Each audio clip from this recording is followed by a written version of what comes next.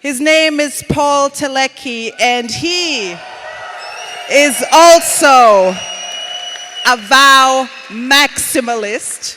The word maximalist is actually perfect for him because he's the tallest guy I know. I love it, and I love it. And he's the head of markets and liquidity of VOW. After he completed his MBA, he began his career as a derivatives broker. You have to explain to me what that means. And banker in London and New York. After several successful years in the industry, Paul joined with Bish to begin building an enigmatic smile and VOW from its inception. That means these brains work together and create together. He is dedicated to everything that VOW stands for and is passionately committed to the mission of decentralization. Welcome on stage with the warmest, most energetic applause, Paul Teleky.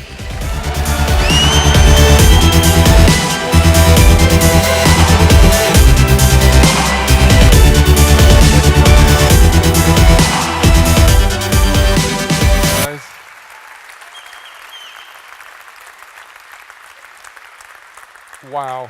Can you hear me? 1, 2, 1, 2. Can you hear me? What an incredible performance and very tough to follow indeed. And I'm a little bit upset. I didn't know there was going to be a dance routine. Now I can't do my dance routine. So maybe I'll just stick to the presentation. I know that's why you came, but it's rude to do 2 dance performances in a row, so let's just go with the presentation then. VowUP Part 2. Okay? And that's very fortunate because it has the V sign. And I'm so happy to be on stage to be speaking with you. I see a lot of familiar faces from Frankfurt. It's good. But I see a lot of new faces, which is even better because we're growing.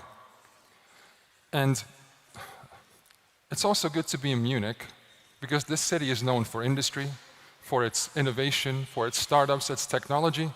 But I don't know if you knew, it's also very famous for its contribution to liquidity. Did you know this? Did you guys know this? It's also known as Oktoberfest. Yes, yes. It's a very good kind of liquidity. Here we can see Mr. Oliver Strumpfel, I believe. Oliver, are you here tonight?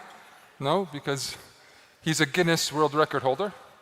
He actually carried 50 meters, 31 steins of beer. Only 29 were delivered because he spilled some. He probably drank half of them. But hats off to him. He's a legend. I call him a very serious liquidity provider. That's what I think he is. And if you go drinking, sit at his desk. Yeah. And I also have personal relationships with Munich. My grandfather lived and worked here. And I also did some research into your liquidity as a university student. The best beers and the greatest Oktoberfest. And I will continue to honor that tradition. But we're not here to talk about this type of liquidity, are we? We're here to talk about this type of liquidity, the cryptocurrency kind. And there is a little rocket ship ready to take off. As you can see, the passenger, VOW, that's us. So, my mission here today is to sort of weave together all these strands of stories that you have heard from all the other speakers. Because you're hearing use cases, you're hearing what's happening, but what does it mean for you as a VOW holder? What does it mean for you as a member of the community?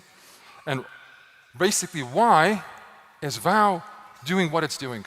Why are we so dedicated, almost fanatically, but not in a way where we will be institutionalized to this mission? Okay? That's what I would like to do here today. But before I get into that, I would like to create a frame and step back a little bit so that you understand the story a little bit from a higher perspective. And that frame is behind me on the screen at the moment. It's a wonderful image with an example of fiat currency, the US dollar.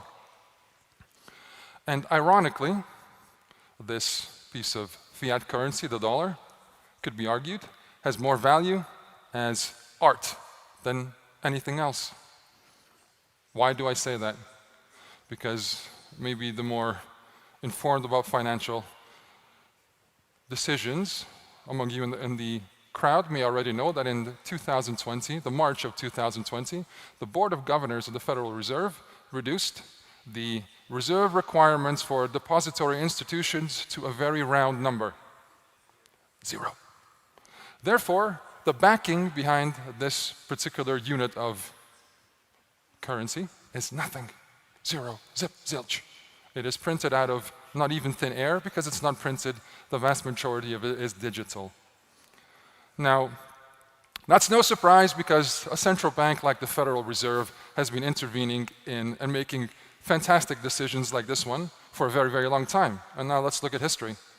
Since the beginning of the 1900s, and this is, by the way, data from the Fed itself, this is their report card. This is with which they present to us their past performance in a very proud manner.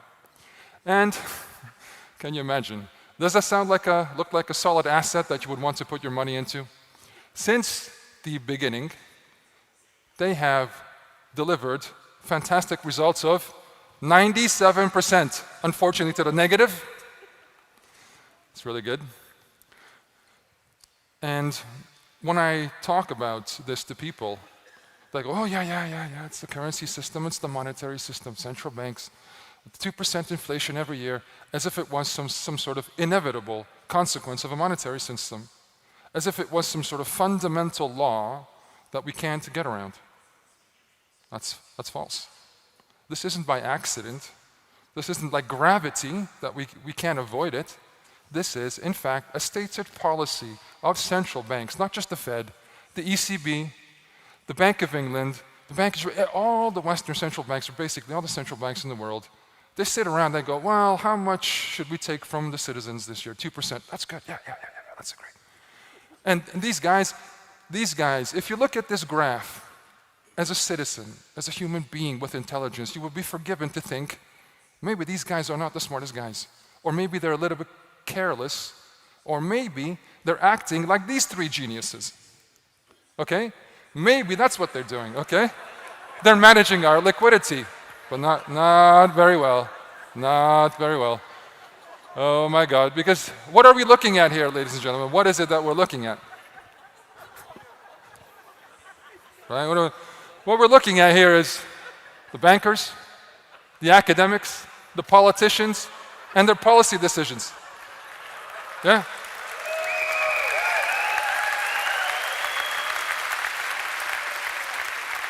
That's what we're looking at.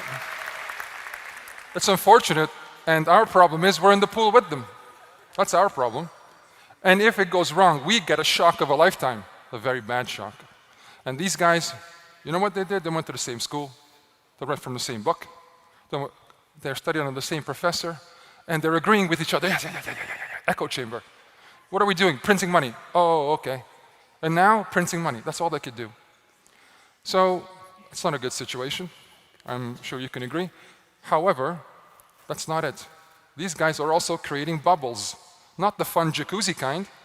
No. These guys are creating asset bubbles in this pool of liquidity that they're managing. And, ladies and gentlemen, these bubbles are becoming bigger and bigger. Let's just investigate.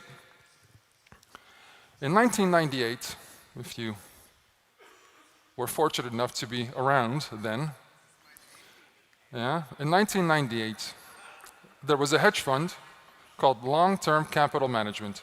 It was the biggest hedge fund in the world, and they had massive positions. And unfortunately, a bubble burst, and they were about to take the entire financial system down with them. What happened? Long-term capital management was rescued. By whom? By Wall Street. A group of banks got together and they said, well, we must save long-term capital management. Why? Because are they Santa Claus? Is it a charity? No. Because the positions long-term capital management had on its books would have destroyed Wall Street. So they gave billions and billions and billions of dollars to the geniuses, and everything was rescued. The first domino. Let's fast forward to 10 years, 2008. The same guys on Wall Street who liked a little bit of casino, they liked to gamble. But with your money, what happened? The US financial crisis. Now the same banks who just saved long-term capital management needed saving themselves. But there was too much money. Who stepped in? The central bank. TARP. Troubled Asset Relief Program, $700 billion injected to save hundreds of companies. So we went from having to save one institution to hundreds, from a few billion to now 700 billion. Now let's fast forward to the next one. I think you can see a pattern emerging here, no? 2023. Past COVID, we find ourselves in a brand new situation. Central banks are leveraged even more, and now banks are in a very, very difficult position. Why? Because they're not sound enough to weather the storm. And in fact, the stress tests that the Federal Reserve has designed to test their solvency has the assumption built into it that long-term interest rate and inflation will fall, while the exact opposite is happening. So all these banks who are saying that they're sound, of course they're sound, because the test, if they were to test for reality, everyone would fail. So let's not test them properly. So in today's time, banks are failing again. And just the first 3 American banks that failed, $550 billion of liquidity needed to be injected to rescue them. So what's going to happen in this piece of the domino? Trillions. From 2007 to now, the balance sheet of the Federal Reserve went from 2007, roughly 800 billion, to now over 8 trillion, 10x. Okay? And that's not just an American phenomenon, because public global debt from 2000 to 2022 is now over 92 trillion. It's unsustainable. That's the message. It's unsustainable and it's getting worse. Now, also, what happened this month, a historical downgrade, where Fitch has just told the Americans that your AAA rated, fantastically strong debt rating is now AA+, because there's consequences. You can no longer continue to tell this story that if I'm in debt, I'll just borrow more. If you can't do it as an individual, why can't a government? It makes no sense. Well, I owe the bank 50 grand. Just lend me 100. It makes no sense. It's prima facie stupid. Better I say unsustainable. So, very interesting. But the question nobody asks, or not that I have met, it's a very fundamental question. Very, very important question.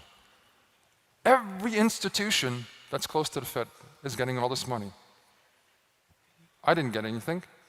Now, if we're not being bailed out, we're part of the society, why do we pay taxes? Why do we even pay taxes? If the central bank can print unlimited money, why do we pay taxes? The banks get money for free. Why do we pay taxes? Just tell, hey, how much do I owe? 50 grand? We'll just print it.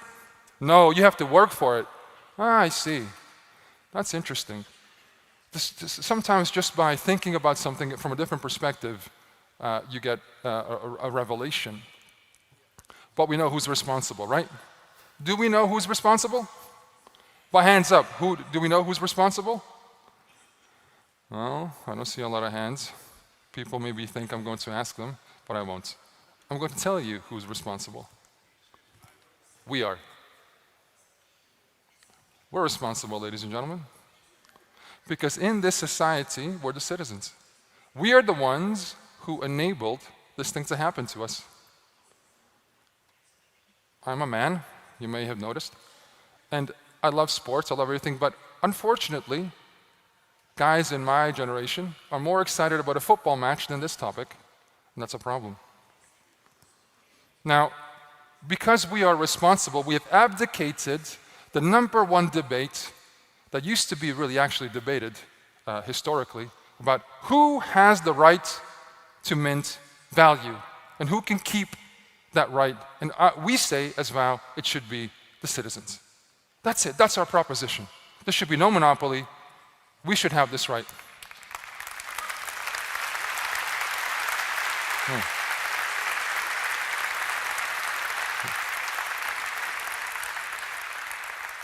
It's pointless to point fingers. It's the central bank's fault. We are the ones who created this system. We voted for it. It's our fault. But because it's our fault, guess who's going to fix it? Now you can put up your hand. We will fix it. And I showed a picture of a liquidity pool with 3 geniuses. This is our liquidity pool. I'm just following up on an analogy, but as a comparison, I think this is much preferable. Here you can see a meeting of the Federal Bank Committee of VOW. Here are all the central bankers of VOW on a beach.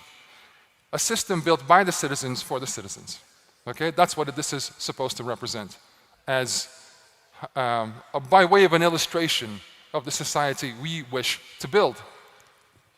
However, we need a vehicle through which we achieve our goals.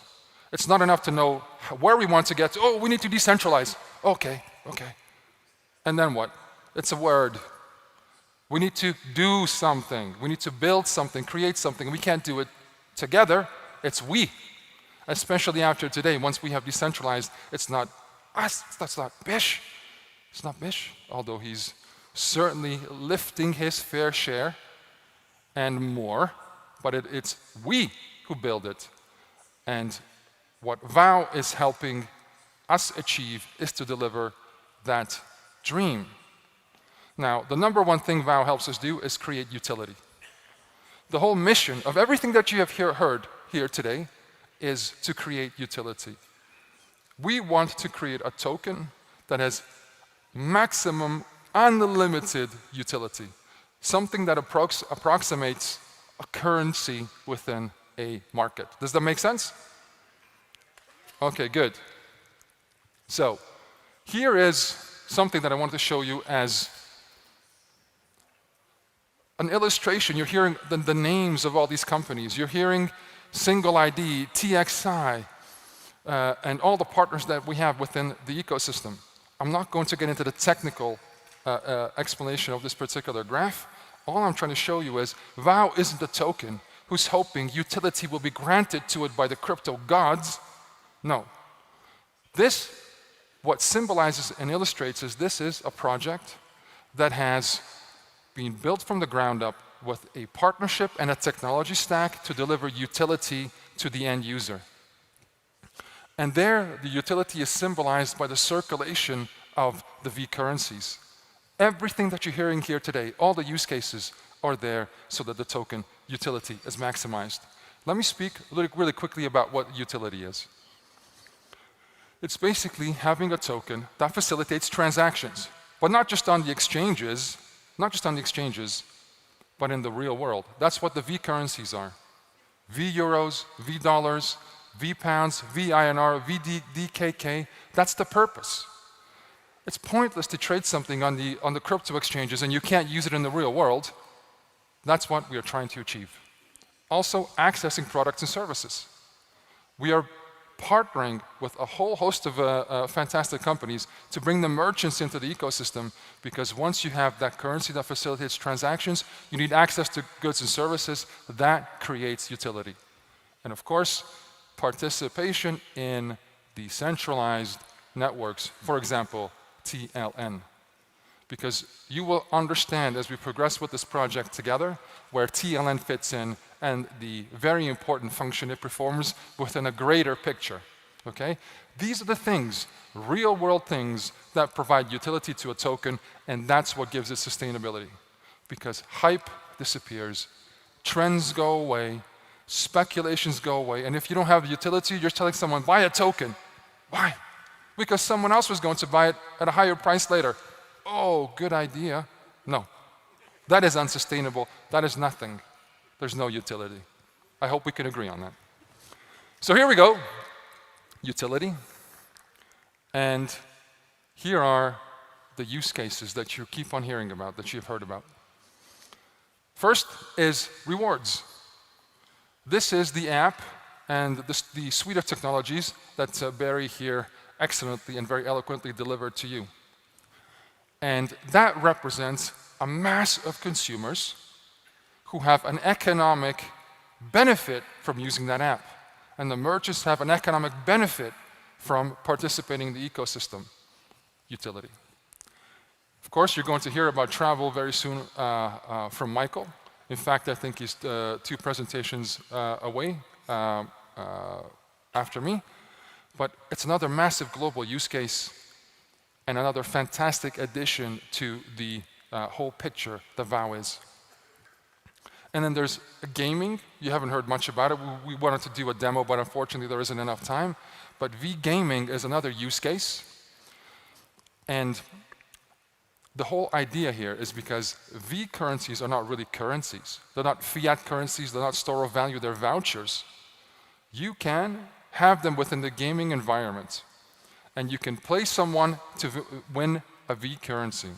We have an initial application, it's called the Rock, Paper, Scissors Millionaire. So if you're a consumer, you go and swipe your card, you have some V currencies, you don't want to spend it, you can play a game, rock, paper, scissors against someone else. Now, just as by way of an illustration. And if you play 20 successive games and you win rock, paper, scissors, you could become a millionaire. But at any point, you could cash out and spend your vouchers on an iPhone, you could spend it on a car if you wish.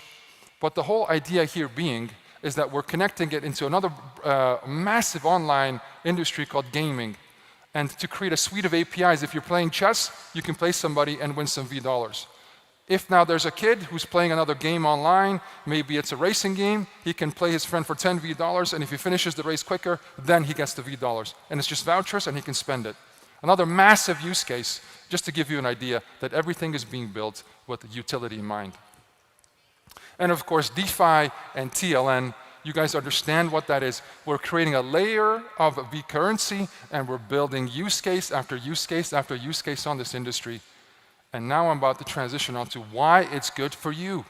Why it's good for you as a VOW token holder. Because there's something called deflation, also known as burn in our environment. Okay?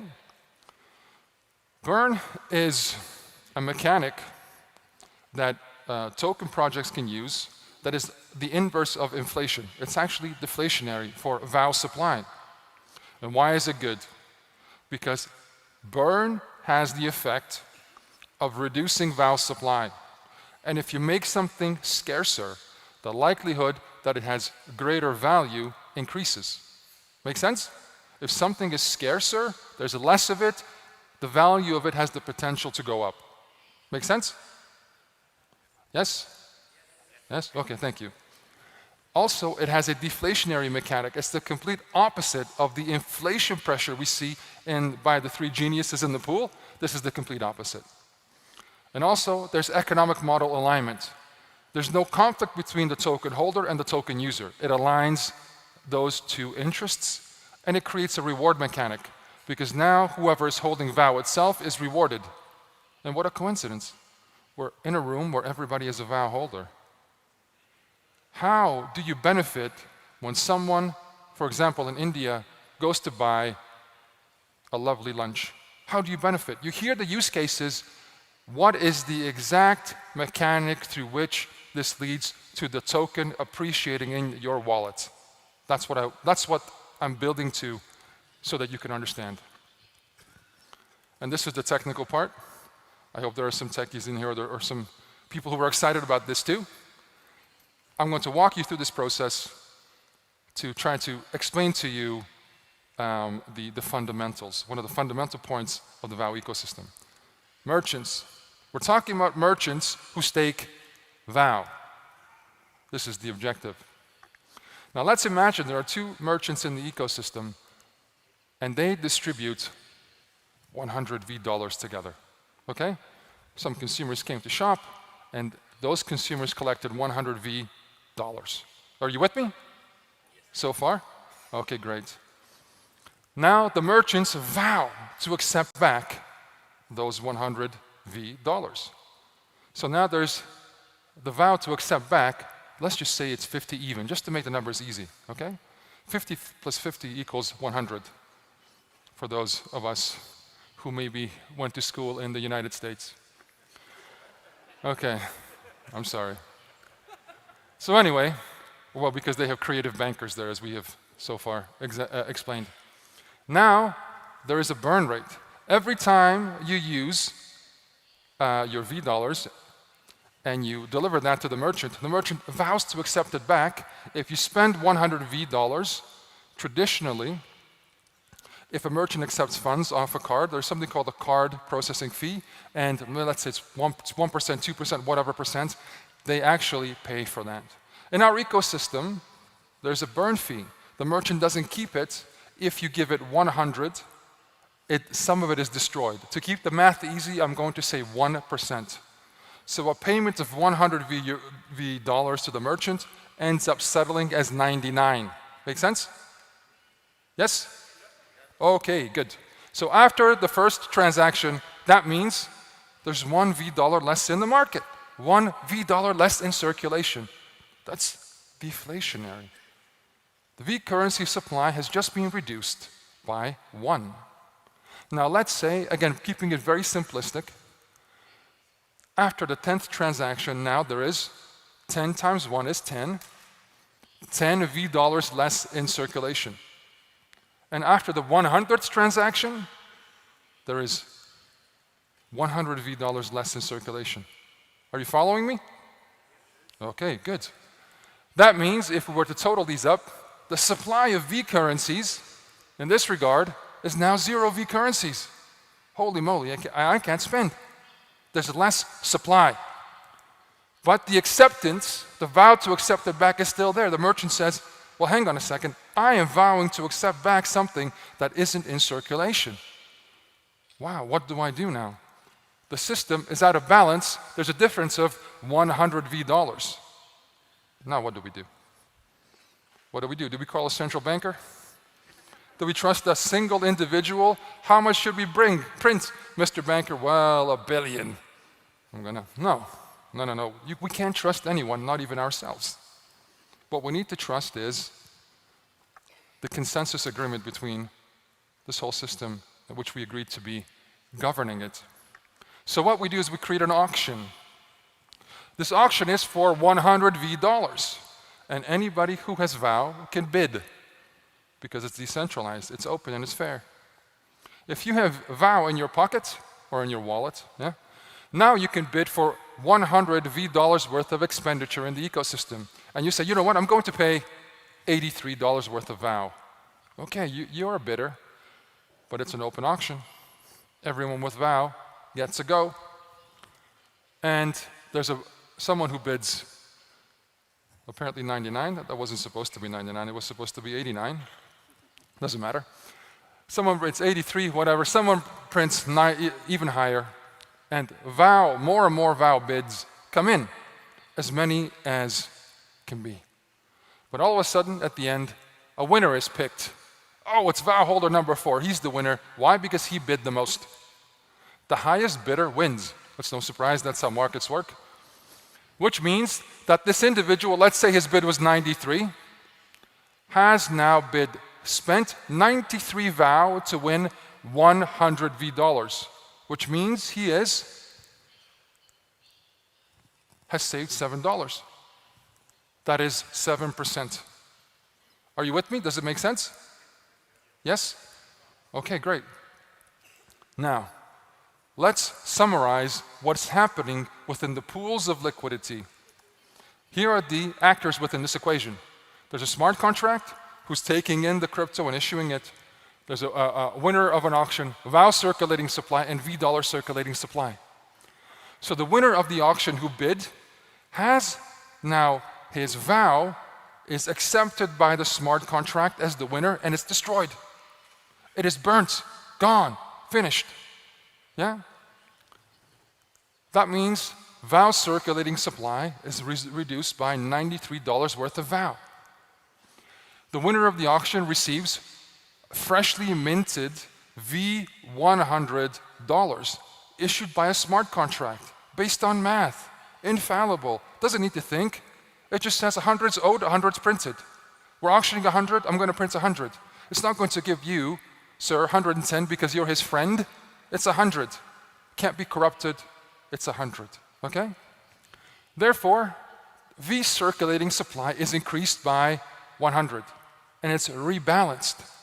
If we can total up the result for everybody, the winner of the auction is up 7%. He's happy, or she's happy, because they have now an additional 7% that they could spend within the ecosystem at all accepting merchants.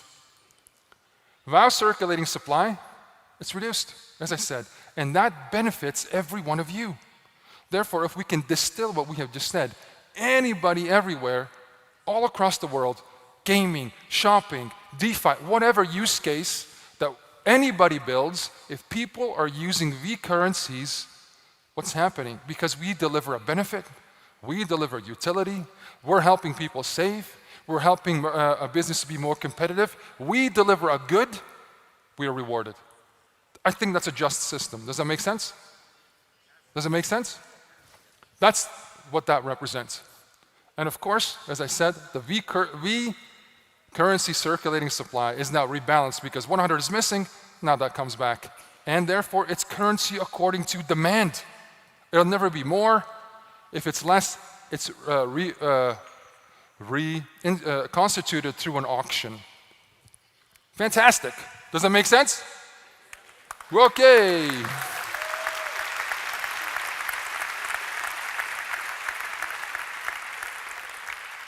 How much more exciting was it than the dancing?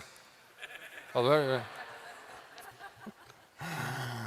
my God, okay, fantastic. All right, so anyway, we go through 4 phases of development. I keep on saying utility, okay? I don't have a stutter. I like to repeat things because you know that's what's important to us, okay? So utility creates what? Demand, like I have just said. Demand creates stability for the V currencies, and that means success. These are the 4 stages of our evolution. And I don't know if you knew, maybe you're seeing some butterflies here in the event. The theme of the event was a butterfly. It's not here anymore. But the reason I'm saying that, this is the 4 stages of evolution that we go through. But coincidentally, but not so coincidentally, a butterfly also goes through 4 stages of evolution. Egg, larva, pupa, and then butterfly. So I'll speak a little bit about that. Egg, if you're looking at the entire life cycle, maybe egg is 10%. Larva could be up to even 70, 80, 90% of its life. Pupa, a few percentage points, and then it becomes a butterfly. And then it flies. Well, that's really interesting because VOW is the same. We go through these stages of development. Right now, VOW is not an egg anymore because it's been created just like when an egg is created, but in terms of being in a larva state, we are gestating, we are growing, and we are progressing in our evolution going forward. And here's something that you should know about a butterfly.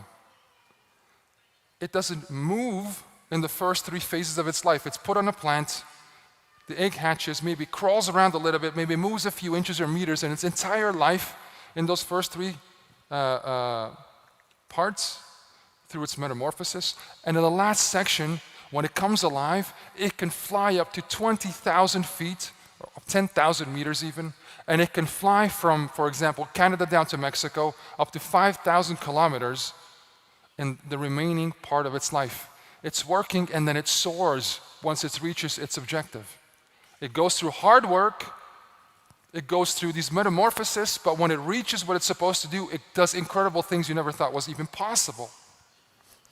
And that's what I'm saying. If anybody doubts the journey that you're on, because they can't see it themselves, that's because when something is exponential, it always feels like you're acting too early. We as human beings, we count 1, 2, 3, 4, 5 because we think linear. But ladies and gentlemen, in 1 to 20 doublings, you're in a million. You get where I'm coming from? Does it make sense, the analogy? Once we reach that final stage, even though we're in this period of our evolution, let me just show you, even compared to last year, even we're in our larva state, just growing within our little bubble, not a butterfly soaring, 10 times with respect to wallet holders compared to last year, 14 times in terms of transfers, 15 times the volume, and twice the top tier exchanges. And this is just with respect to VOW trading. What's going to happen when more and more of these apps go live? That utility is being delivered. Users, retailers, publishers, applications are going to be the data that we will feature going forward. Because what's happening right now is just building the foundation of liquidity that's going to be used later by all the use cases you've heard. So all I wanted to say is, when we become a butterfly, I hope we'll be able to fly together. I hope we'll be able to soar, but we need to work before we do that. And I hope that we can work together to build this decentralization with you. And I'm so happy that you gave me this time and your attention. And as always, I'm Paul, and I vow to change the world, and I hope you vow with us as well. Thank you very much.